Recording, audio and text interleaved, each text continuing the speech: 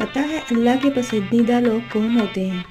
اس کی طرف پلٹ کر آنے والے، توبہ کرنے والے لوگ، اپنے اعمال کو دوبارہ سنوار لینے والے لوگ، صرف زبانی توبہ کرنے سے والے نہیں بلکہ اعمال کو واپس ریورس کرنے والے لوگ، نمازوں اور قرآن کی طرف دوبارہ پلٹ آنے والے لوگ، دوبارہ سے نوافل کا اہتمام کرنے والے لوگ، دوبارہ اپنے رب سے خاص ملاقات کرنے والے لوگ، تہجد والے لوگ۔